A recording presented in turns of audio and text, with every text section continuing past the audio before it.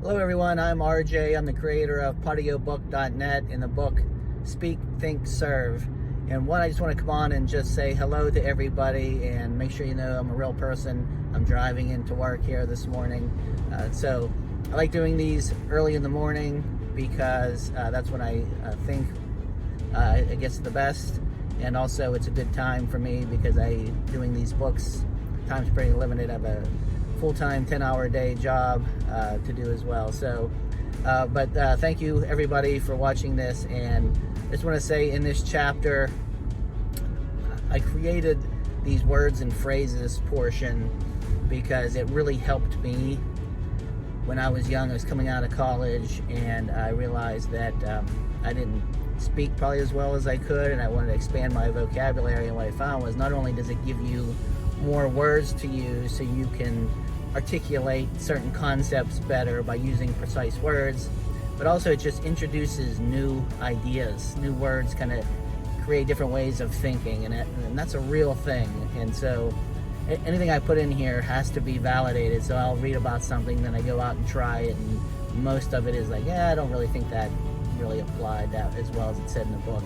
But that is something that you might read about, and it's a true thing. So the more you can get exposed to more words, I think the better. So there's 3 phrases in this chapter that I like a lot that I think you should apply. And again, they're not just words, but they're concepts. So the first one is the next step is. So that's the way it's presented in the book.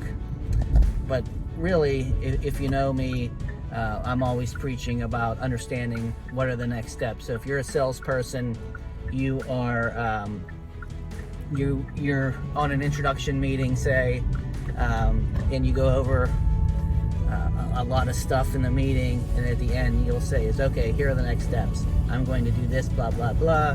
Why don't you do this? Or I'm going to ask you for this. I need this from you. Whatever it is, it's good to say it, maybe reiterate it in an email. But clear next steps are an extremely important part of anything that you're going to do. We have an intern coming, and I was working with the person who's setting it up, and we went through the whole process, and I said, okay, we're good to go on this. What are the next steps? And I just let them talk. So something you need to do a lot that's really important. And so the way that it's phrased here in the book, the next step doesn't mean that's the way you should always use it. It's just understanding clear next steps.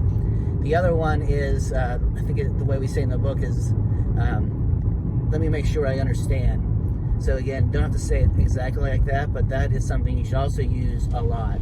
So you're having a conversation, maybe it's a long conversation going on, there's a lot of stuff being said. You might just say, kind of give the motion of you're going to say something, so there's a pause. Okay, hold on a second, let me make sure I understand. And you can say that in a way that's respectful, and it gives you a nice pause. And I think if you use this phrase a lot, it'll really build a reputation of someone who really cares and really seeks to understand, which will take you a long way. So that's a good one, and it also really deepens the conversation. So two-way conversations need to be two-way. Emails, if you know me again, I'm anti-email and text for a lot of conversations because it's one way.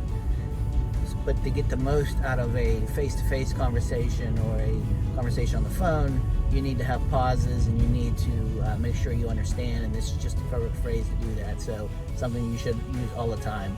Like every day you should be using this. The other one that I like is that's a fair point, is the way it's said in the book. So I use it exactly like that, and I got that from a younger guy in our office a couple years ago. When he was hired, he started saying that, or just continued to say that. That's where I got introduced to it, and I really like it because for me it says, I'm not here to win this argument or to win the conversation. I'm here to come up with the best solution. So as we're talking through, I might have a strong opinion about something, you have a strong opinion, and I can say that's a fair point, and just to acknowledge just that it is a fair point.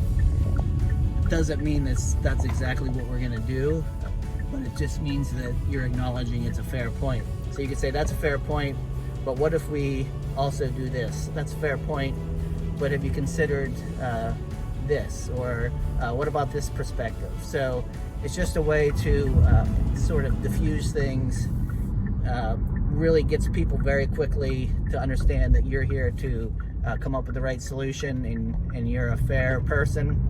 And then you can continue with the conversation, so that in a way that again, it's just the guard is let down, and you can have a more productive conversation. So those are three big things to take away. And again, think about it as not just I'm going to use these words exactly how they're written here, or how I heard them in the podcast, but I'm going to use these words as concepts, and I'm going to use them the way it fits for me. So, all right, thanks everybody. I would say this podcast, as I listen to it over and over, I would say might be a little bit confusing, so I've made some adjustments for the rest, but I think the chapter here, the written part, is really good. I've adjusted that, and I'll continue to adjust things. This is a work in progress, so as you're reading, leave comments, leave new ideas, go into the community feed, and we'll use that to continue to improve for the next person. All right, have a great day, everyone.